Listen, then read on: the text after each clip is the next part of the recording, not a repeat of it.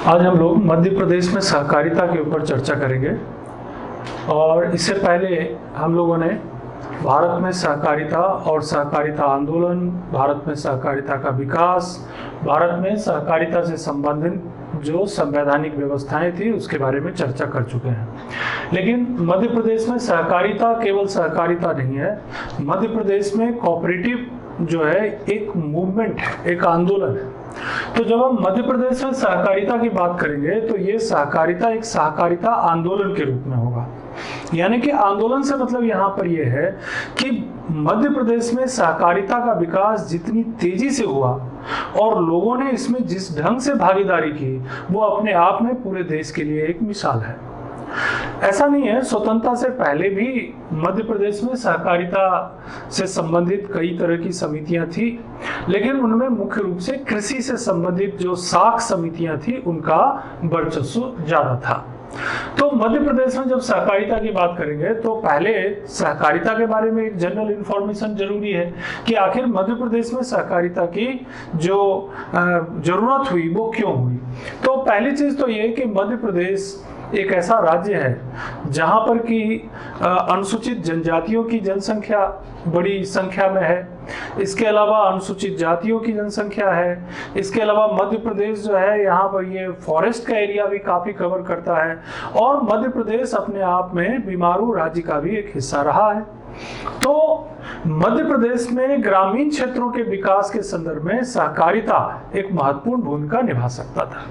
तो इसके डेफिनेशन में ये चीज इनक्लोज हो जाती है कि आखिर कोऑपरेटिव ऑर्गेनाइजेशन की जरूरत क्या है। तो पहले भी बताया गया, जो आईसीए ने डिफाइन किया है इसको, इंटरनेशनल कोऑपरेटिव एसोसिएशन ने, कि cooperative is an autonomous association of persons united voluntarily to meet their common economic, social and cultural needs and aspirations through a jointly owned, democratically controlled enterprise।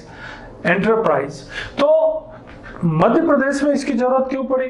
क्योंकि cooperative organisation अपने आप में एक ऐसी संस्था है जो वॉलंटरीली, स्वैच्छिक रूप से बनेगा, डेमोक्रेटिकली बनेगा, सोशल एंड कल्चरल नीड लोगों की पूरी कर सकेगा और जो लोगों की आकांक्षाएं, एस्पिरेशंस हैं उनको पूरा करने में ये जॉइंटली यानी मिलजुल करके मदद करेगा। तो ये एक अच्छा हथियार है मध्य प्रदेश जैसे पिछड़े और कमजोर राज्य को मजबूत बनाने का, और ऐसा हुआ भी। मध्य प्रदेश में कोऑपरेटिव मूवमेंट ने जिस तरह से काम किया, यहाँ पर जो पिछड़ापन था, यहाँ पर जो कृषि के क्षेत्र की समस्याएं थी उनको दूर करने में काफी मदद मिली। इसका विवरण में हम आपको इसी टॉपिक के अंतर्गत देंगे, जिसमें आपको बताएंगे कि मध्य प्रदेश में कोऑपरेटिव ऑर्गेनाइजेशन के अचीवमेंट क्या क्या है। लेकिन मध्य प्रदेश में जो कोऑपरेटिव संस्थाएं हैं उन सबको नियंत्रित और नियमित करने के लिए एक अलग से विभाग भी है, और उस विभाग को बोलते हैं कोऑपरेटिव डिपार्टमेंट, यानी सहकारिता विभाग या सहकारिता मंत्रालय।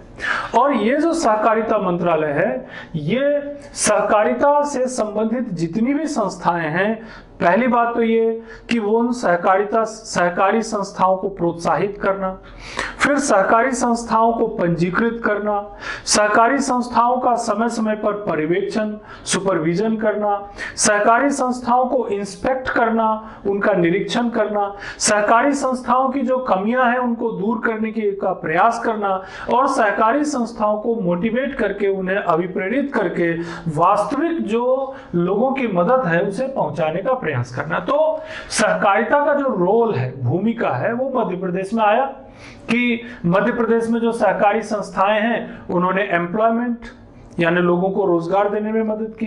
एक सेल्फ हेल्प रोल के रूप में सहकारी जो संस्थाएं वो विकसित हुई। लोगों के इनकम जनरेशन भी हुआ, आय भी बढ़ी। इन्फ्लुएंस लोगों का, चूंकि सहकारी संस्थाएं जो स्थानीय जो लोग होते हैं उन्हीं को लेकर के बना, तो वो एक उसका पूरा इन्फ्लुएंस भी देखने को मिला कि भाई सहकारी संस्थाएं उन लोगों के इन्फ्लुएंस में है और उन्हीं लोगों के लिए काम भी कर रहे हैं। इसके अलावा सहकारी संस्थाओं के बनाए जाने से जो प्रॉफिटेबिलिटी और इकोनॉमिक डेवलपमेंट के बीच का जो एक संतुलन था वो भी बना रहा। तो इन सब तरीकों से मध्य प्रदेश में जो सहकारिता का उद्देश्य था वो पूरा होने लगा। अब ये है कि मध्य प्रदेश में क्या ये जो इसका जो पर्पस था कि लोकतांत्रिक होना चाहिए, पारस्परिक सहायता होना चाहिए, स्वैच्छिक रूप से काम करने वाला होना चाहिए, जो शोषित वर्ग है, जो एक्सप्लॉइटेड क्लास के लोग हैं उनको मदद करने वाला होना चाहिए, क्या उसमें ये सफल रहा? तो कहा जा सकता है कि मध्य प्रदेश में जो सहकारिता मूवमेंट था वो अपने इन उद्देश्यों को पूरा करने में भी सफल रहा, क्योंकि बहुत सारे ऐसे ऑर्गेनाइजेशन बनाए गए जो अनुसूचित जनजातियों के जो उत्पाद थे उनको बेचने के लिए बनाए गए, उस तरह की संस्थाएं बन गई। इसके अलावा जो अनुसूचित जातियां थी, शेड्यूल कास्ट के लोग थे, उनके हितों को ध्यान में रख करके कुछ कोऑपरेटिव ऑर्गेनाइजेशंस बनाए गए। मध्य प्रदेश में जो वनों के में रहने वाले लोग थे, जैसे तेंदुपत्ता संग्रहण करने वाले लोग थे, उनको भी ध्यान में रख करके ऑर्गेनाइजेशन बनाए गए। इसके अलावा मध्य प्रदेश में गृह निर्माण समितियां, गृह जो हाउसिंग कोऑपरेटिव सोसाइटीज थी, उनकी भी बड़ी संख्या में निर्माण हुआ। इसके अलावा मध्य प्रदेश में जो कंज्यूमर गुड्स यानी जो उपभोक्ता की वस्तुएं होती थी, उनको लेकर के भी बहुत सारी संस्थाएं बनी। तो मध्य प्रदेश में सहकारी संस्थाओं का जो उद्देश्य था वो अपने आप में पूरा होता नजर आने लगा, और यही कारण है कि मध्य प्रदेश में सहकारी संस्थाओं की बाढ़ सी आ गई। अगर इसके और थोड़ा विस्तृत विवरण में जाएंगे कि क्या मध्य प्रदेश में जो सहकारी संस्थाएं हैं उन्होंने संवैधानिक जो व्यवस्था थी उसको पूरा किया, तो इसमें भी हमें कामयाबी मिली कि भारतीय संविधान में जो आर्टिकल 243ZH से लेकर 243ZT तक जो व्यवस्था की गई है, जिसमें कि सहकारी संस्थाओं का गठन कैसे किया जाएगा, सहकारी संस्थाओं को का पर्यवेक्षण कैसे किया जाएगा, सहकारी संस्थाओं में अनुसूचित जनजातियों, अनुसूचित जातियों, महिलाओं का प्रतिनिधित्व कैसे दिया जाएगा, नियमित रूप से उनका चुनाव कैसे कराया जाएगा, अगर कोई सहकारी संस्था उद्देश्य को पूरा नहीं करते हैं तो उनका विघटन कैसे किया जाएगा, इन सब चीजों को ध्यान में रख करके जो सहकारिता विभाग है उन्होंने बहुत अच्छा काम किया है। और यही कारण है कि मध्य प्रदेश में सहकारिता केवल सहकारिता नहीं रहा, बल्कि ये एक सहकारिता आंदोलन बन गया। तो यहाँ पर जो बात मैंने आपके सामने रखी है वो इस संदर्भ में रखी है कि मध्य प्रदेश में सहकारिता केवल सहकारिता नहीं है, ये एक आंदोलन है। और आंदोलन इसलिए है क्योंकि इससे करोड़ों लोग इस सहकारी संस्थाओं से जुड़े हुए हैं, और उन सहकारी संस्थाओं से जुड़ने के कारण उनके सामाजिक आर्थिक जो विकास है उनमें भी बढ़ोतरी हुई है, तरक्की हुई है। जो समाज के पिछड़े और कमजोर वर्ग के लोग थे उनका विकास भी हुआ है। तो इन सब कारणों से मध्य प्रदेश में सहकारिता एक आंदोलन बनकर उभरा है।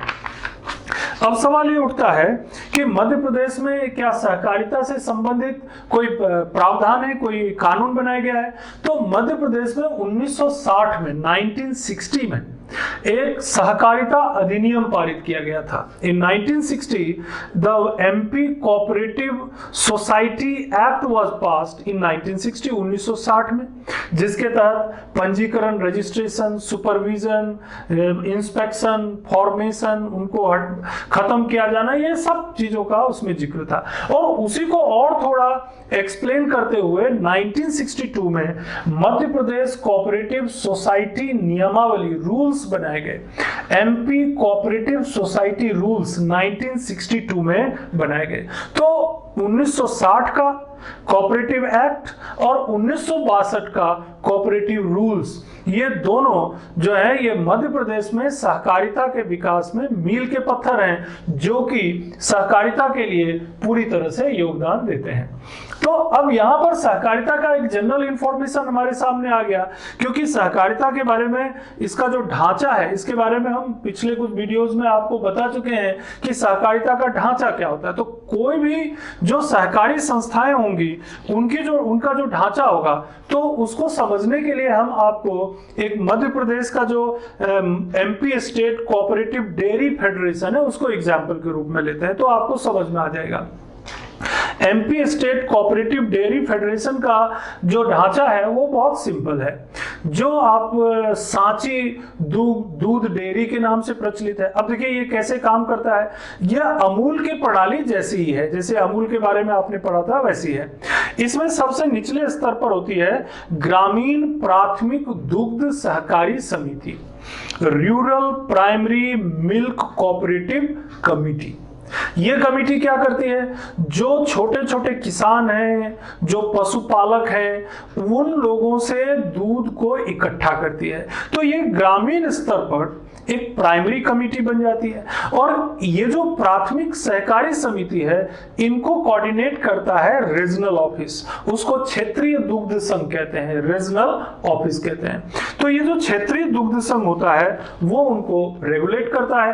तो हर एक एरिया में ऐसे 4 एरिया बनाए हुए हैं, एक तो भोपाल है, भोपाल के अलावा इंदौर है, उज्जैन है और ग्वालियर है।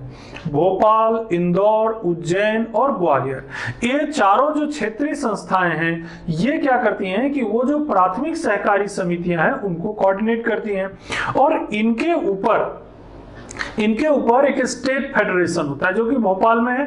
तो स्टेट फेडरेशन जो होता है इन सबको कोऑर्डिनेट करता है, इन चारों सहकारी संस्थाओं को, क्षेत्रीय संस्थाओं को कोऑर्डिनेट करता है। और इस तरह से दूध की पूरी जो प्रक्रिया है, जिसमें दूध को कलेक्ट करना प्राथमिक स्तर पर, फिर उसके बाद उसको पास्चुराइज करना, फिर एक जगह से दूसरी जगह ले जाना, और फिर उसका पूरे राज्य में या जहां तक भी संभव हो उसका वितरण करना, ये सब सारी प्रक्रिया एक कोऑपरेटिव ऑर्गेनाइजेशन के रूप में की जाती है।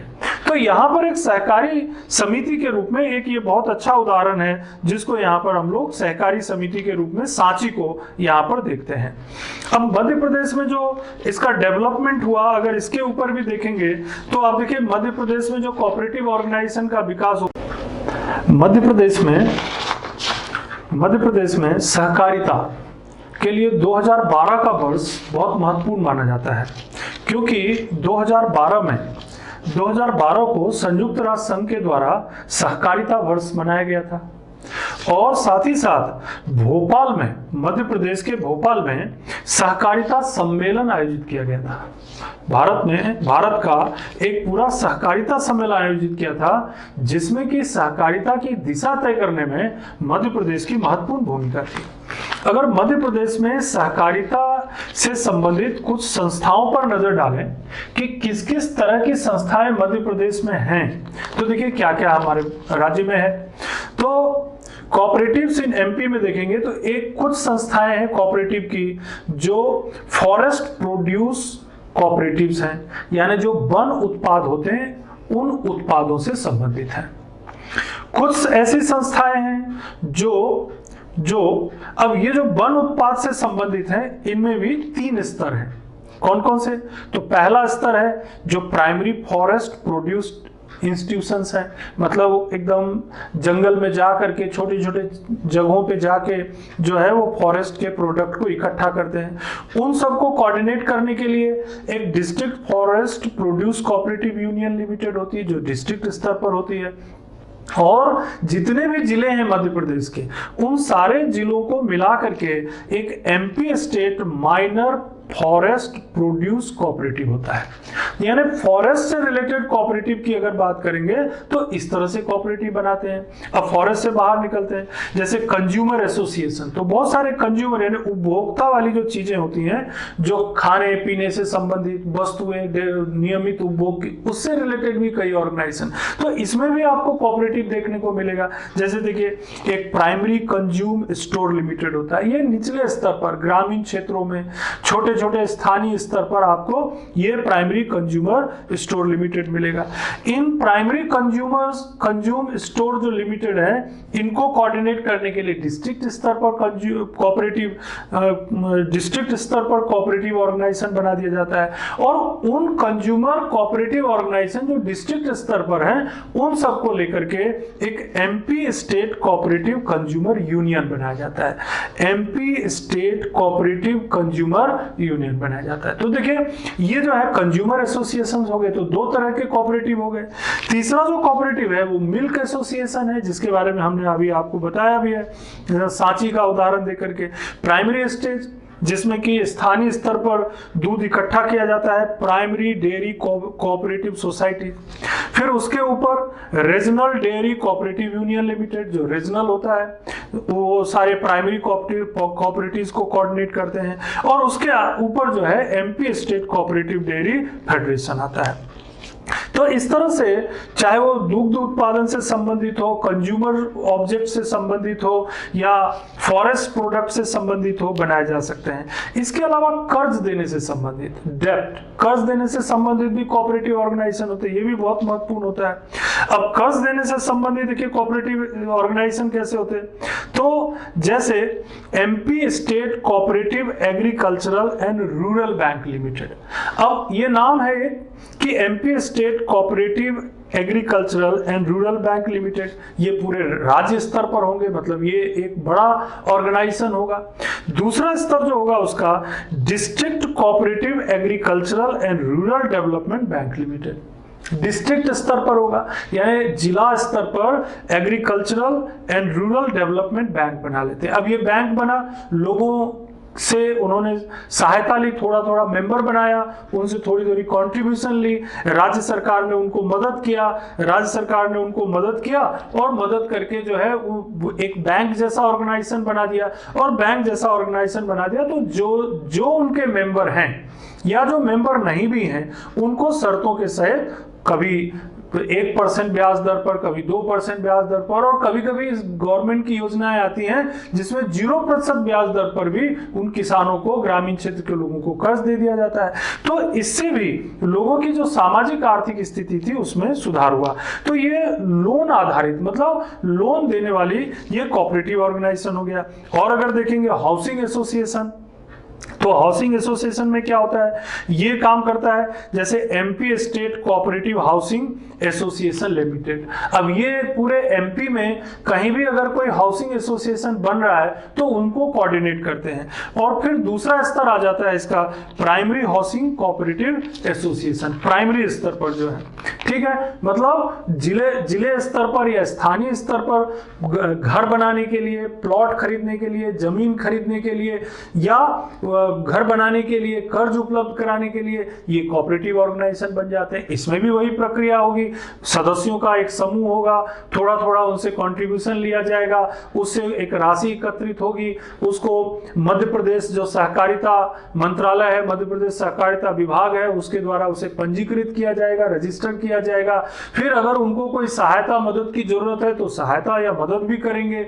इसके अलावा अगर उन्हें कर्ज वगैरह देने की जरूरत है वो भी देंगे। और फिर उन मेंबर्स को जैसे उनको जरूरत हो उसके हिसाब से घर बनाने के लिए, लेकिन केवल हाउसिंग के लिए, यानी घर बनाने के लिए, प्लॉट खरीदने के लिए, इस तरह से। तो लोगों के आवास संबंधी समस्या को हल करने के लिए, लोगों के कंज्यूमेबल गुड्स समस्या को हल करने के लिए, जो वस्तु अगर कोई उत्पादित कर रहा है या फॉरेस्ट से रिलेटेड कोई वस्तु एकत्रित कर रहा है, उन सामानों को बेचने के लिए, देखिए ये जो कोऑपरेटिव ऑर्गेनाइजेशन है किस तरह से मध्य प्रदेश में एक क्रांति के रूप में, एक रिवॉल्यूशन के रूप में एस्टैब्लिश हो जाता है। इतना ही नहीं, मार्केटिंग और सेल, यानी मार्केटिंग के रूप में भी हमारी कोऑपरेटिव ऑर्गेनाइजेशन काम करती है, क्योंकि ग्रामीण क्षेत्र में बहुत सारे ऐसे लोग हैं या छोटे छोटे शहरों में जिनके पास सामान तो है, वस्तु तो है, चाहे वो कृषि उत्पाद हो या कोई कुटीर उद्योग से संबंधित हो, लेकिन उसे बेच नहीं पाते। तो कोऑपरेटिव ऑर्गेनाइजेशन बना लिया, एक सहकारी संगठन बना लिया जिसको बोलेंगे मार्केटिंग फेडरेशन, विपणन संघ। अब वो विपणन क्या करेंगे, उस वस्तु को लोगों तक ले जाएंगे और उसे बेचने की कोशिश करेंगे। तो वो लोग जो उत्पादक थे उनके सामान को बेचने में मदद मिली और उनकी आर्थिक और सामाजिक स्थिति में सुधार हुआ।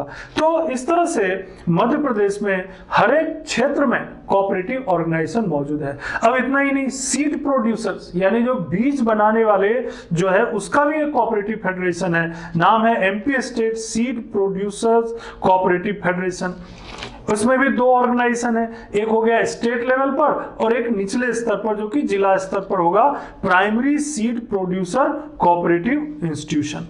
इसी तरह से एजुकेशन और ट्रेनिंग के क्षेत्र में भी होगा। अब सहकारिता एक इतना बड़ा क्षेत्र हो गया, करोड़ों लोग उससे जुड़ गए, है ना, crores of people were attached with the cooperative organisation. कृषि क्षेत्र में कोऑपरेटिव, विपणन क्षेत्र में कोऑपरेटिव, कंज्यूमर सेक्टर में कोऑपरेटिव, मिल्क सेक्टर में कोऑपरेटिव, क्रेडिट यानी लोगों को कर्ज देने के क्षेत्र में कोऑपरेटिव। ऐसा कोई क्षेत्र नहीं बचा जहां पर कि कोऑपरेटिव ऑर्गेनाइजेशन नहीं थे।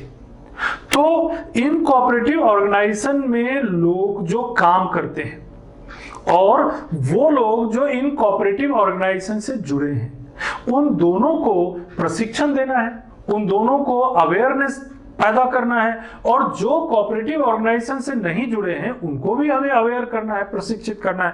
तो इसके लिए भी कुछ कोऑपरेटिव ऑर्गेनाइजेशन ही बनाए गए, जैसे MP state cooperative associations limited. अब ये कोऑपरेटिव ऑर्गेनाइजेशंस के एसोसिएशन है, बहुत सारे कोऑपरेटिव ऑर्गेनाइजेशन है, उनको मिलाकर के एक एसोसिएशन बना लिया। और इसी तरह से district cooperative union. District cooperative union का मतलब क्या हुआ कि डिस्ट्रिक्ट के भीतर जो कोऑपरेटिव संस्थाएं हैं उनको मिला करके कुछ कोऑपरेटिव ऑर्गेनाइजेशंस बना लिया। तो कोऑपरेटिव ऑर्गेनाइजेशन का मध्य प्रदेश में ढांचा क्या है, मध्य प्रदेश में कोऑपरेटिव ऑर्गेनाइजेशन का पर्पस क्या है, और मध्य प्रदेश में कोऑपरेटिव ऑर्गेनाइजेशन क्यों एक क्रांति, एक आंदोलन के रूप में सामने आया, इसके बारे में आपने यहां पर देखा।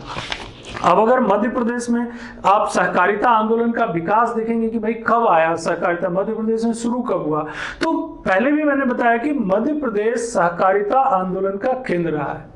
1904 में जब पहली बार सहकारिता के ऊपर एक अधिनियम करजन के समय में पारित हुआ, उस समय मध्य प्रदेश के पिपरिया में, होशंगाबाद जिले के पिपरिया में ऑलरेडी एक कृषि सहकारी समिति मौजूद थी। इसके अलावा बैतूल में भी इस तरह की कुछ समितियां मौजूद थी, यानी कि होशंगाबाद के पिपरिया में, बैतूल में। इसके अलावा मध्य भारत क्षेत्र, स्वतंत्रता से पहले देखेंगे तो मध्य भारत क्षेत्र में 21 केंद्रीय सहकारी बैंक थे, 21 सेंट्रल कोऑपरेटिव बैंक, जो कि छोटे छोटे मजदूरों, किसानों को कर्ज उपलब्ध कराते थे। इसके अलावा 1956 में जब मध्य प्रदेश का पुनर्गठन हुआ तो उस समय भी बहुत सारी सहकारी साख समितियां थी मध्य प्रदेश में।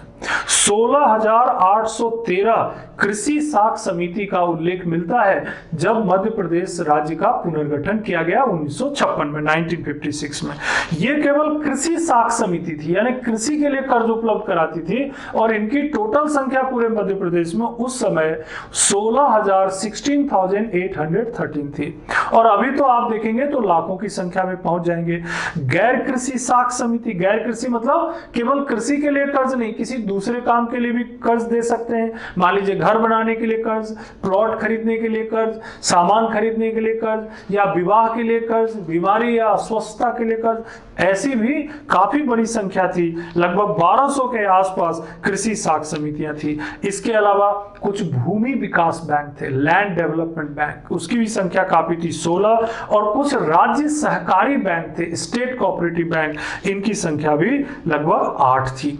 तो कहने का मतलब है कि मध्य प्रदेश में सहकारी बैंकों का विकास या सहकारी साख समितियों का विकास काफी पुराना है, ये कोई नई घटना नहीं है, लेकिन स्वतंत्रता के बाद मध्य प्रदेश में सहकारी क्षेत्र में उल्लेखनीय प्रगति हुई है।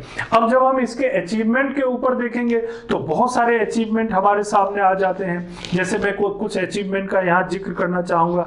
जैसे देखिए, नंबर 1 पहला अचीवमेंट तो यही है कि मध्य प्रदेश में जो है कोऑपरेटिव ऑर्गेनाइजेशंस जो हैं, जितने भी कोऑपरेटिव ऑर्गेनाइजेशन हैं उनको धीरे धीरे कंप्यूटराइज किया जा रहा है। पहली बात तो ये जो हमारा जो सहकारिता विभाग है वो पूरी तरह से कंप्यूटराइज हो गया। फिर उसके बाद जितने भी सहकारी संस्थाएं हैं, सहकारी बैंक हैं, सहकारी साख समितियां हैं, सहकारी मिल्क फेडरेशन है, वो भी धीरे धीरे कंप्यूटराइज हो रहा है।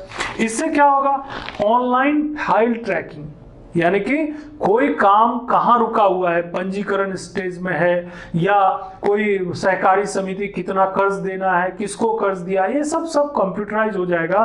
तो इससे काम करने में काफी सुविधा होगी। ये एक सहकारी समिति की कमी भी थी कि हमारा जो सहकारी समिति है वो पुराने ढर्रे से काम कर रही थी। तो कंप्यूटराइजेशन का आना ये मध्य प्रदेश की सहकारी समितियों में एक महत्वपूर्ण कदम हुआ। इसके अलावा ये हुआ एक बड़ा फायदा। ये हुआ अगर कंपैरिजन करके देखेंगे, जैसे ये कंपैरिजन थोड़ा पुराना है, 2016 के आसपास का है ये कंपैरिजन, जिसमें जब 2004 में इन ईयर 2004 ऐसी स्थिति थी कि 38 डिस्ट्रिक्ट में कोऑपरेटिव सेंट्रल बैंक्स थे। 38 जिलों में जो है कोऑपरेटिव सेंट्रल बैंक्स थे, जिनमें से केवल 9 जो थे वो प्रॉफिट में थे, केवल 9 प्रॉफिट में थे। लेकिन धीरे धीरे ये देखने को मिला कि 2016 तक जाते जाते 34 कोऑपरेटिव बैंक जो है वो प्रॉफिट में आ गए। इसका मतलब क्या हुआ कि कोऑपरेटिव बैंक्स की कार्यप्रणाली में सुधार हुआ, और उस सुधार का परिणाम स्वरूप ये हुआ कि वो कोऑपरेटिव बैंक जिनकी कार्यप्रणाली अच्छी नहीं थी उसमें सुधार हुआ। ये एक अचीवमेंट है, मध्य प्रदेश के कोऑपरेटिव मूवमेंट का ये परिणाम था।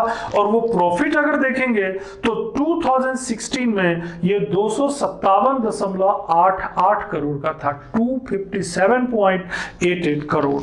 और आगे बढ़ते हैं, अगले बिंदु में देखिए, मध्य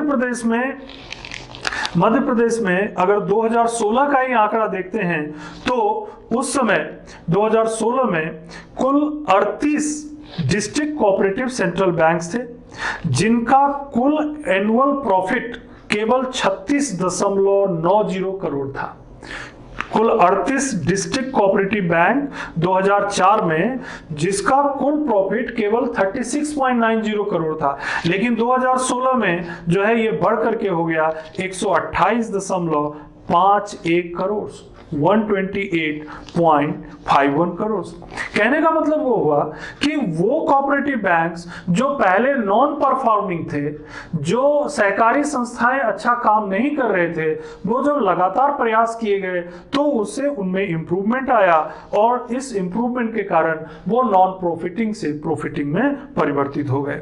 इसके अलावा जो एपेक्स बैंक है, यानी जो हमारी कृषि साख समितियां हैं जो कर्ज देने के काम करते हैं, उन सब समितियों में ऊपर सबसे ऊपर एक बैंक है जिसको बोलते हैं एपेक्स बैंक। मध्य प्रदेश में एपेक्स बैंक, जिसका हेडक्वार्टर भोपाल में ही स्थित है। और वो एपेक्स बैंक जो था वो जब 2004 का आंकड़ा देखते हैं तो वो घाटे में था, 69.13 करोड़ का घाटा था। कितना? 2004 में 69.13 करोड़ का घाटा था, डेफिसिट में था। लेकिन वही ऑर्गेनाइजेशन 2016 में प्रॉफिट में आ गया, 57.99 करोड़ का प्रॉफिट दिखाया उसने। अचीवमेंट हो गया। यानी कि वो संस्था जो पूरे मध्य प्रदेश को गाइड करती थी कृषि साख समितियों के माध्यम से, वो खुद घाटे में थी, तो बाकी साख समितियों का क्या हाल होगा। लेकिन 2016 तक जाते जाते इस स्थिति में भी सुधार हुआ। एक बड़ा परिवर्तन आया, बैंकिंग क्षेत्र में भी आया, और इसका इंपैक्ट कोऑपरेटिव ऑर्गेनाइजेशन में भी आया। क्योंकि ये कोऑपरेटिव ऑर्गेनाइजेशंस जो थे ये बहुत महत्वपूर्ण थे, और ये ग्रामीण क्षेत्रों में कर्ज उपलब्ध कराने में इनकी बहुत महत्वपूर्ण भूमिका थी। तो जब बैंकिंग सेक्टर में जब ये कोर बैंकिंग सॉल्यूशन आया, मतलब एक बैंक जो है दूसरे बैंक से जुड़ने लगे, और उनमें NEFT, national electronic fund transfer की व्यवस्था लागू हो गई, आरटीजीएस की व्यवस्था लागू हो गई, और इसके कारण बैंकिंग सेक्टर जो कॉमर्शियल बैंक्स थे वो बहुत आगे निकल गए, और कोऑपरेटिव बैंक्स जो थे वो बहुत पिछड़ते हुए नजर आए। लेकिन ये इनमें भी एक बहुत बड़ा परिवर्तन आया। अधिकतर जो बैंक कोऑपरेटिव बैंक की शाखाएं थी वो धीरे धीरे 2016 तक जाते जाते जो है वो कोर बैंकिंग सिस्टम से जुड़ गए, यानी एक कोऑपरेटिव बैंक की शाखाएं आपस में एक दूसरे से जुड़ गई, और साथ ही साथ जो नेफ्ट वगैरह की व्यवस्था थी, नेफ्ट की व्यवस्था, आरटीजीएस की व्यवस्था कोऑपरेटिव बैंकों में भी आ गया। तो मतलब जो कॉमर्शियल बैंक्स थे उनके पैरेलल कोऑपरेटिव बैंक्स भी काम करने लगे। तो ये एक अचीवमेंट हो गया। एटीएम की व्यवस्था, जैसे कॉमर्शियल बैंक्स के एटीएम होते थे तो लोग कॉमर्शियल बैंक में खाता खुलवाना या उसको पसंद करेंगे, लेकिन ग्रामीण क्षेत्रों में कॉमर्शियल बैंक इतने नहीं थे, और इसी कारण से कोऑपरेटिव बैंकों ने भी अपने स्वरूप में बदलाव किया, अपनी स्थिति में सुधार किया, और परिणाम ये हुआ कि कोऑपरेटिव बैंकों ने भी जगह जगह अपने एटीएम्स स्थापित किए और उनको लिंक भी किया। इन सब प्रयासों से कोऑपरेटिव बैंक लोगों का विश्वास जीतने में कामयाब हुआ। फिर असल में इसका ये जो कोऑपरेटिव बैंक्स हैं, ये जो सहकारी संस्थाएं हैं, जो कृषि साख समितियां हैं, जो एपेक्स बैंक है या डिस्ट्रिक्ट कोऑपरेटिव बैंक जिनको कहते हैं, सेंट्रल कोऑपरेटिव बैंक, इन सब का मकसद क्या है?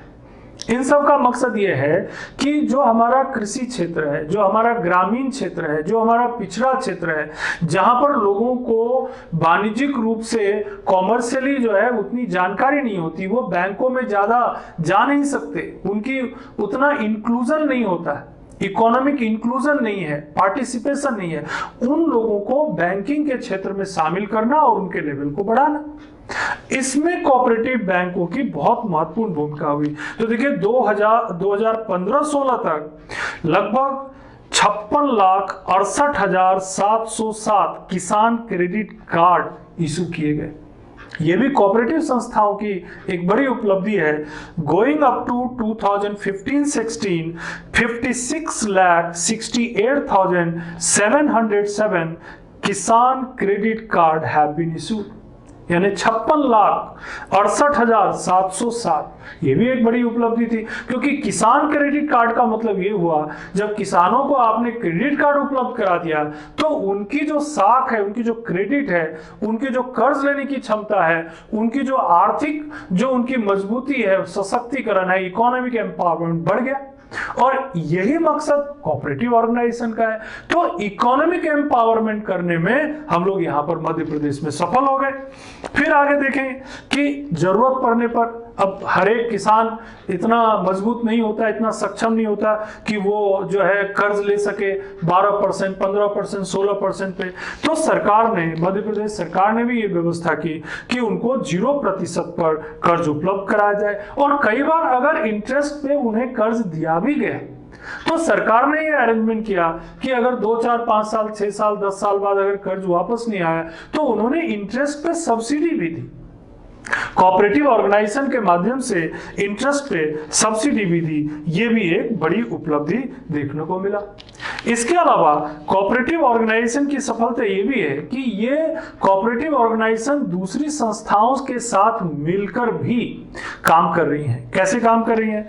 जैसे एमपी वेयर हाउसिंग कॉरपोरेशन है, लॉजिस्टिक कॉरपोरेशन है, एग्रीकल्चर मार्केटिंग बोर्ड है और MP state cooperative marketing federation है। अब मैंने यहां पर 4 संस्थाओं का नाम लिया: MP warehousing corporation, logistic corporation, agriculture marketing board और एमपी स्टेट कोऑपरेटिव मार्केटिंग। अब आप सोचेंगे सर ये 4 चीज एक साथ कैसे आ गए?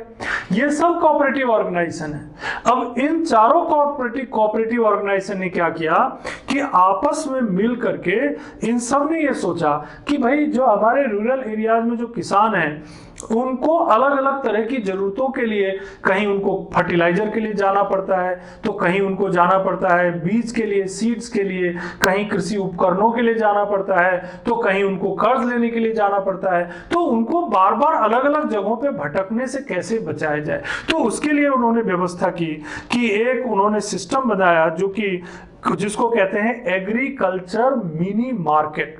एग्रीकल्चर मिनी मार्केट और एग्रीकल्चर मिनी मार्केट जो है वो चौपाल की प्रणाली के जैसी ही व्यवस्था थी। तो इस प्रणाली के आने से एक बहुत बड़ा फायदा ये हुआ कि अब किसी भी किसान को, किसी भी जो ग्रामीण क्षेत्र के रहने वाले जो फार्मर हैं, उनको एक ही जगह सारी चीज मिल जाती थी। तो ये भी कोऑपरेटिव ऑर्गेनाइजेशन का एक अचीवमेंट हुआ। इसके अलावा जो इंफ्रास्ट्रक्चर डेवलप करने में, यानी कि जो ढांचा का विकास करने में, जो हमारे राज्य का बहुत सारी जगहों पर यह है कि वेयर हाउसेज की कमी है, कई जगहों पर जो है किसान मंडी बोर्ड की कमी है, मंडी नहीं है कि किसानों से अनाज खरीद सकें, वेयर हाउसेज नहीं है, कोल्ड स्टोरेज नहीं है। तो इसमें भी कोऑपरेटिव ऑर्गेनाइजेशन ने बहुत काम किया। तो कैसे काम किया इन्होंने? तो इन लोगों ने क्या किया कि जगह जगह जो कोऑपरेटिव ऑर्गेनाइजेशंस थे वो स्थानीय स्तर पर कोऑपरेटिव ऑर्गेनाइजेशन बनाए गए और सरकार ने उन्हें बोला कि भाई आपको हम मदद करेंगे। क्या मदद करेंगे? आप अगर वेयर हाउस बनाना चाहते हैं जहां पर कि आप जो स्थानीय किसान हैं उनसे आप अनाज इकट्ठा करें और उसको सुरक्षित रखें, फलों और सब्जियों को इकट्ठा करें और कोल्ड स्टोरेज में रखें। 10,000 स्क्वायर फीट तक जमीन सरकार मुफ्त देती थी। यानी कि कोऑपरेटिव ऑर्गेनाइजेशन को बढ़ावा देने के लिए सरकार ने यह भी एक बड़ा कदम उठाया। इससे भी बहुत सारे मध्य प्रदेश में कोऑपरेटिव ऑर्गेनाइजेशन विकसित हो गए। और इतना ही नहीं, बहुत सारे टेक्निकल चेंजेस भी आए, जैसे टिश्यू कल्चर कोऑपरेटिव सोसाइटीज। अब देखिए इसका क्या मकसद होगा। टिश्यू कल्चर जनरली हम लोग जेनेटिक इंजीनियरिंग में पढ़ते हैं या बायोटेक्नोलॉजी में पढ़ते हैं, और यहाँ पर कोऑपरेटिव ऑर्गेनाइजेशन के अंतर्गत भी इसकी जो है हमें एक डेवलपमेंट हुआ। ये क्यों? क्योंकि देखिए बहुत सारे ऐसे हमारे क्रॉप्स होते हैं, जैसे शुगर केन है, बनाना है, ये जो क्रॉप्स हैं इनके लिए हमें इनकी जो विशिष्ट प्रजातियां हैं इनको संरक्षित करके रखना पड़ता है। इनके जो खास किस्म की, जो अधिक उपज देने वाले किस्म हैं, उनके टिश्यूज को संरक्षित करके रखना होता है। तो एक किसान तो कर नहीं पाएगा, दो किसान कर नहीं पाएगा, क्योंकि उनके पास इतनी टेक्नोलॉजी नहीं होती। तो इसके लिए भी कोऑपरेटिव ऑर्गेनाइजेशन बनाया है स्थानीय स्तर पर, और ऐसे कोऑपरेटिव ऑर्गेनाइजेशन बना करके, और ऐसे जो फसलें हैं, जो बहुत अच्छी फसलें हैं, जिनसे कि किसानों को जो है कैश मिलता है, उनसे फायदा मिलता है, फलों और सब्जियों वाली, जैसे शुगर केन है, बनाना है, उनके लिए ऐसी बना करके, और बुरहानपुर डिस्ट्रिक्ट में, मध्य प्रदेश के बुरहानपुर डिस्ट्रिक्ट में एक इस तरह का कोऑपरेटिव सोसाइटी भी स्थापित किया गया। तो ये भी एक बड़ा डेवलपमेंट है। इस तरह से ये देखने को मिला कि 2015-16 तक 26.80 लाख मैट्रिक टन फर्टिलाइजर जो है वो किसानों को सहकारी संस्थाओं के माध्यम से बांटा गया। 2015-16 में 26.80 लाख मैट्रिक टन फर्टिलाइजर जो है वो किसानों को इस तरीके से बांटा गया कोऑपरेटिव ऑर्गेनाइजेशन के माध्यम से। तो यहां पर कहने का मतलब ये है कि अब फर्टिलाइजर के लिए किसानों को भटकने की जरूरत नहीं है, उन्हें कोऑपरेटिव ऑर्गेनाइजेशन के माध्यम से फर्टिलाइजर भी मिल सकता है। इसके अलावा सीड प्रोडक्शन, बीज चाहिए एक, ये भी बहुत जरूरत होती है किसानों को, अच्छे किस्म के बीज। तो अच्छे किस्म के बीजों को डेवलप करने के लिए भी कोऑपरेटिव सेक्टर बनाए गए। Seed production in the cooperative sector. MP जो है ये पहला वो स्टेट है, MP is the first state where seed producers cooperative societies were constituted। यानी कि मध्य प्रदेश वो पहला राज्य है जहां पर कि बीजों को प्रोड्यूस करने वाला एक कोऑपरेटिव ऑर्गेनाइजेशन बनाया गया। यानी कि ये जो सारे मैंने एग्जाम्पल्स आपको बताए, ये इसलिए बताए आपको कि मध्य प्रदेश में कोऑपरेटिव ऑर्गेनाइजेशन के कारण क्या क्या चेंजेस हुए, चाहे बीज के क्षेत्र में हो, चाहे खाद के क्षेत्र में हो, टिश्यू कल्चर के क्षेत्र में हो, या फिर जो किसानों को क्रेडिट उपलब्ध, साख उपलब्ध कराने के क्षेत्र में हो, किसान क्रेडिट कार्ड उपलब्ध कराने के क्षेत्र में हो। तो लोगों के सामाजिक आर्थिक स्तर में ये बदलाव ला रहे हैं, चेंजेस ला रहे हैं। फिश जो मछली है, मछली के उत्पादन में भी देखेंगे तो बहुत ड्रेस्टिक चेंज लाया ये कोऑपरेटिव सेक्टर के आने के कारण। लगभग 2013 का आंकड़ा है ये, आप नया आंकड़ा अपने लेवल पे ढूंढ सकते हैं। 2013 का आंकड़ा है, फिश प्रोडक्शन में 85,235 मैट्रिक टन मछली का उत्पादन और बिक्री इन कोऑपरेटिव ऑर्गेनाइजेशन के माध्यम से। Fish culture in cooperative sector, यानी कि मछली का उत्पादन करना, उनको उत्पादित करके और उनको लोगों तक पहुंचाना, बेचना। तो एक 2013 का आंकड़ा बचा है, इससे आप अंदाजा लगा सकते हैं कि 7 साल बाद इसकी स्थिति और बेहतर हुई होगी, और उस समय में 85,235 मैट्रिक टन जो है दूध का उत्पादन हुआ। मिल्क कोऑपरेटिव क्षेत्र में मिल्क, दूध का जो है उत्पादन करना, इसके बारे में हम पहले ही बता चुके हैं आपको। अगर 2017 का आप आंकड़ा देखेंगे 2017 का, तो इस साल 8.74 lakh metric ton milk was produced.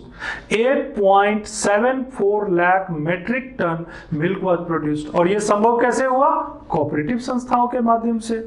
Tendu leaf, tendu पत्ता मध्य प्रदेश की कैरेक्टरिस्टिक है, जो बीड़ी बनाने में बहुत महत्वपूर्ण काम करती है, और लाखों लोगों को मध्य प्रदेश में बीड़ी उद्योग में रोजगार प्राप्त है। खासकर मध्य प्रदेश के जो जनजातीय लोग हैं उनकी तो जीवन रेखा है तेंदू, जिसको बॉटेनिकली हम डायोस्पायरस एंड मेलानॉक्सिलोन भी कहते हैं। डायोस्पायर्स डायोस्पायर्स एंड मेलानॉक्सिलोन, डायोस्पायर मेलानॉक्सिलोन भी कहते हैं, तो उनको कलेक्ट करना, उनको संग्रहित करना और फिर उसको बाजार में बेचना, जिसका कि उपयोग जो है बीड़ी बनाने में या किसी अन्य क्षेत्र में हो जाए। इतना ही नहीं, कोऑपरेटिव ऑर्गेनाइजेशन मध्य प्रदेश में इतना ब्रॉड हो गया, इतना व्यापक हो गया कि इसके लिए अलग से ऑथोरिटीज बनानी पड़ी, ट्रिब्यूनल्स बनाने पड़े और जल्दी, यानी कि अगर मान लीजिए मेंबर्स हैं और कोऑपरेटिव ऑर्गेनाइजेशन है, उनके बीच कोई डिस्प्यूट हो जाए और उस डिस्प्यूट को जल्दी हल करना हो तो वो कोर्ट में जाएंगे, हाई कोर्ट में जाएंगे, डिस्ट्रिक्ट कोर्ट में जाएंगे, तो बहुत सारा समय लगेगा।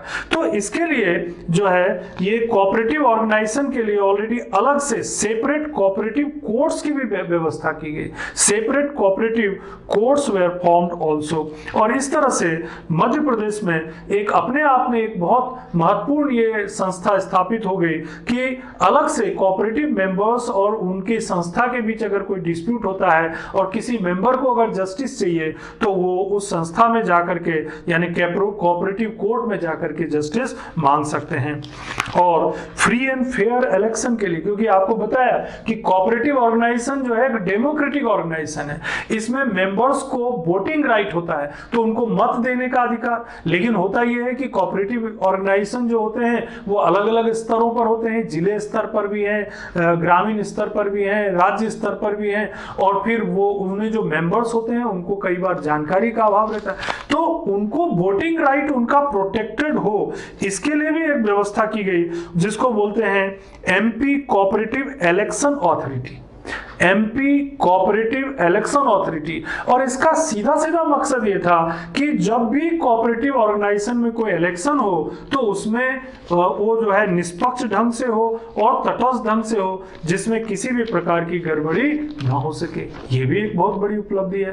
तो इस तरीके से मध्य प्रदेश के सामाजिक और आर्थिक विकास में कोऑपरेटिव ऑर्गेनाइजेशंस की, सहकारी संस्थाओं की हर तरफ, हर दिशा में, हर एक सेक्टर में महत्वपूर्ण भूमिका है। इन उदाहरणों से आप समझ ही गए होंगे, आपको ढांचा भी पता चल गया कि कोऑपरेटिव ऑर्गेनाइजेशन का ढांचा क्या होता है, जिसमें मैंने आपको सांची दुग्ध संस्थाओं का उदाहरण दिया।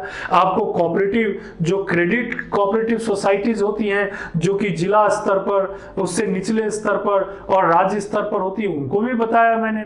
इसके अलावा फॉरेस्ट के क्षेत्र में, इसके अलावा मिल्क के क्षेत्र में, इसके अलावा कंज्यूमर गुड्स के सेक्टर्स में, इसके अलावा फॉरेस्ट प्रोडक्ट के सेक्टर में जो कोऑपरेटिव ऑर्गेनाइजेशन है उसकी जानकारी भी आ गई आपके पास। लेकिन उन सब के बावजूद भी कई बार ये प्रश्न उठता है कि भाई मध्य प्रदेश में सहकारी संस्थाओं की क्या कोई कमी नहीं है, क्या मध्य प्रदेश की सहकारी संस्थाएं अपने आप में पूर्ण है? तो आप अच्छी तरह समझ सकते हैं कि ऐसा संभव नहीं है कि जो अचीवमेंट हमने किया वो एकदम कंप्लीट हो, कुछ कमियां हैं। कमियां ये हैं कि कई बार ऐसा होता है कि कोऑपरेटिव ऑर्गेनाइजेशन के जो अधिक पदाधिकारी होते हैं वो उनमें एक निरस्ता का भाव हो जाता है और उस समय पर चुनाव ही नहीं कराते, और कई बार प्रशासकों की नियुक्ति करनी पड़ती है। ऐसे कई कोऑपरेटिव ऑर्गेनाइजेशन देखने को मिलते हैं जो उनके पदाधिकारी रहते हैं वो समय पर उन्हें जो चुनाव कराना चाहिए वो न करा के उसको डिसॉल्व हो जाने देते हैं, जिसके कारण जो कोऑपरेटिव ऑर्गेनाइजेशन है वो उसके कार्य में दिक्कत आती है। और प्रशासकों की नियुक्ति, प्रशासक की नियुक्ति के बारे में मैंने बताया था कि हमारे कॉन्स्टिट्यूशन में 243ZH से लेकर 243ZT तक कोऑपरेटिव ऑर्गेनाइजेशन का प्रावधान है, और इन्हीं में से एक आर्टिकल में ये भी प्रावधान है कि अगर कोई कोऑपरेटिव ऑर्गेनाइजेशन का बोर्ड अगर भंग हो जाता है तो प्रशासक नियुक्त किए जाते हैं, और वो प्रशासक जो होते हैं वो 6 महीने के भीतर उसका चुनाव करा सकते हैं। तो ये कमी देखने को कई कोऑपरेटिव ऑर्गेनाइजेशन मिलता है। भ्रष्टाचार, कई कोऑपरेटिव ऑर्गेनाइजेशन में जो पदाधिकारी हैं वो मेंबर्स के भोलेपन का लाभ उठाते हैं और वो जो पैसा है उसका दुरुपयोग करते हैं। जहां उनको इन्वेस्ट करना चाहिए, निवेश करना चाहिए, जिनको कर्ज देना चाहिए वहां ना दे करके जो किसी और को गलत क्षेत्र में पैसा निवेश कर देते हैं, जिससे एनपीए हो जाता है, नॉन परफॉर्मिंग एसेट, और कोऑपरेटिव ऑर्गेनाइजेशन के पास इतना पैसा भी नहीं होता जिसके कारण वो लॉस में चला जाता है। फिर कई कोऑपरेटिव ऑर्गेनाइजेशन ने तो अपने आप को टेक्नोलॉजिकली अपग्रेड किया है। बेहतर बनाए। लेकिन कई कोऑपरेटिव ऑर्गेनाइजेशन ऐसे हैं जो अभी इंतजार कर रहे हैं, वहां कंप्यूटराइजेशन का अभाव है, वहां पर जो कार्यप्रणाली है, कार्यप्रणाली का जो तरीका है वो अभी भी पारंपरिक है, ट्रेडिशनल है, उनको और बेहतर कार्यप्रणाली अपनाना चाहिए। तो कहने का मतलब ये है कि कोऑपरेटिव ऑर्गेनाइजेशंस को, कोऑपरेटिव बहुत सारे मध्य प्रदेश में कोऑपरेटिव ऑर्गेनाइजेशन है जहां पर कि अभी जो है आधुनिकता लाने की जरूरत है। तो कई जगहों पर आधुनिकता का अभाव है, कई जगहों पर यह है कि थोड़ा भ्रष्टाचार भी है, फिर टेक्नोलॉजी का भी थोड़ा अपग्रेडेशन नहीं हो पा रहा है, फिर कई बार सरकारें जो है, जो हमारा सहकारिता विभाग है, वो सहकारिता विभाग जो है वहां पर भी थोड़ी देरी होती है, रजिस्ट्रेशन को लेकर के देरी होती है, इंस्पेक्शन को लेकर के देरी होती है, सुपरविजन को लेकर के देरी होती है, और जो भ्रष्टाचार होता है उसके कारण कोऑपरेटिव ऑर्गेनाइजेशन की जो तेजी होनी चाहिए कार्य करने की, उसमें कमी आ जाती है।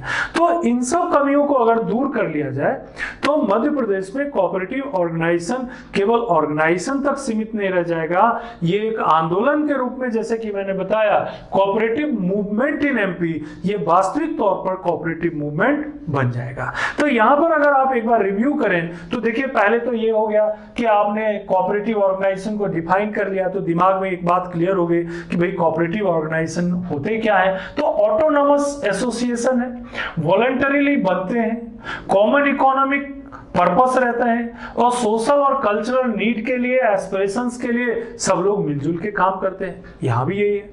संविधान में व्यवस्था है इसके लिए, तो है आर्टिकल 243 ZS से लेकर 243 ZT तक इसका प्रावधान किया गया है, यानी कॉन्स्टिट्यूशनल हो गया। मध्य प्रदेश की स्थिति को देखेंगे तो मध्य प्रदेश में कोऑपरेटिव ऑर्गेनाइजेशन स्वतंत्रता से पहले भी डेवलप हो गए थे, जैसे मैंने 1904 का आपको पिपरिया का एक उदाहरण बताया, और उसके बाद स्वतंत्रता के बाद तो बड़ी संख्या में कोऑपरेटिव ऑर्गेनाइजेशन बने। अगर आपको ऑर्गेनाइजेशन को समझने में दिक्कत आती तो मैंने वो भी बताया कि बहुत सारे कोऑपरेटिव ऑर्गेनाइजेशन है, थोड़ा बहुत सबके ढांचे में अंतर जरूर आएगा, लेकिन जैसे मैंने एक ऑर्गेनाइजेशन आपको सांची जो मिल्क फेडरेशन है, सांची दुग्ध संघ है, उसका बताया कि भाई देखिए, निचले स्तर पर जो है प्राथमिक सहकारी समिति होती है, दूध को इकट्ठा करते हैं, उसको जो है रीजनल जो ऑर्गेनाइजेशन होता है वो उनको कंट्रोल रखता है, और रीजनल ऑर्गेनाइजेशन को कंट्रोल करता है जो हमारा एपेक्स बॉडी है, सबसे ऊपर की संस्था मिल्क फेडरेशन जो भोपाल में है। तो इसी तरह की जो क्रेडिट कोऑपरेटिव सोसाइटीज होंगी वहां भी यही चीज होगा। तो सभी जगहों पर ये चीज आपको देखने को मिलेगा। तो डेवलपमेंट भी मालूम पड़ गया आपको, मध्य प्रदेश का ढांचा भी मालूम पड़ गया। मध्य प्रदेश में ये एक आंदोलन क्यों है? आंदोलन इसलिए है क्योंकि इनने सभी क्षेत्रों में काम किया, चाहे जनजातियों का विकास हो, चाहे किसानों का विकास हो, चाहे घर निर्माण की बात हो, चाहे कंज्यूमर गुड्स लोगों को मिलने की बात हो, यानी कि कोई भी ऐसा क्षेत्र नहीं है जहां कोऑपरेटिव ऑर्गेनाइजेशन मौजूद नहीं है। इसके अलावा कोऑपरेटिव ऑर्गेनाइजेशन बेहतर ढंग से काम करे, उसमें भी मध्य प्रदेश अग्रणी रहा। अब अगर लोगों के बीच डिस्प्यूट होता है तो उस डिस्प्यूट को दूर करने के लिए अलग से ट्रिब्यूनल बनाया, कोऑपरेटिव ट्रिब्यूनल्स के रूप में काम करते हैं। तटस्थ और निष्पक्ष के रूप में चुनाव हो, उसके लिए कोऑपरेटिव इलेक्शन अथॉरिटी बना दी। तो ये सब जो कदम उठाए गए मध्य प्रदेश में, इस कारण से मध्य प्रदेश में कोऑपरेटिव जो है ये एक मूवमेंट बन जाता है और ये लोगों के हितों के लिए महत्वपूर्ण साबित होता है। धन्यवाद।